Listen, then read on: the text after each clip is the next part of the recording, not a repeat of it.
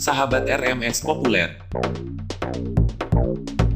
Melalui surat terbuka pada awal Maret tahun 2022 lalu, pemerintah Ukraina secara resmi meminta dukungan kepada Indonesia untuk menentang invasi yang dilakukan Rusia.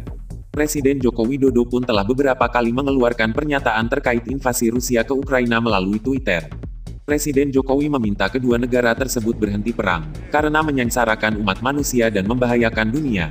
Adapun negara ASEAN pertama yang memberikan sanksi kepada Rusia adalah Singapura. Negara tetangga Indonesia itu melarang bank dan lembaga keuangan milik Rusia berbisnis di Singapura.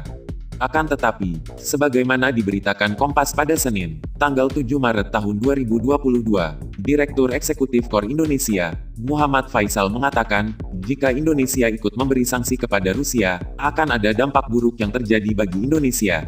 Mungkin saja menerapkan sanksi, tapi masalahnya, untungnya apa buat kita? Kita kan harus berpikir untung ruginya, kata Faisal. Menurut Faisal, Indonesia belum mampu dari segi fiskal untuk dapat memberikan sanksi kepada Rusia. Faisal menjelaskan, Indonesia saat ini sedang fokus dengan pemulihan ekonomi nasional agar bisa kembali ke kondisi sebelum periode pandemi COVID-19. Ruginya itu kalau sampai terjadi balas-membalas embargo satu sama lain.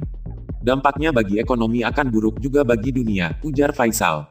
Saat pandemi, Indonesia tidak punya cukup anggaran fiskal yang kuat dan belum juga pulih ekonominya sejak pandemi, imbuhnya.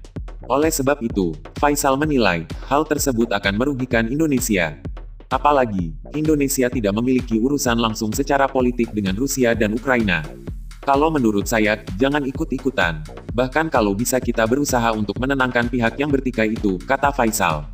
Kalau kita mendukung salah satu pihak bisa merugikan diri kita sendiri.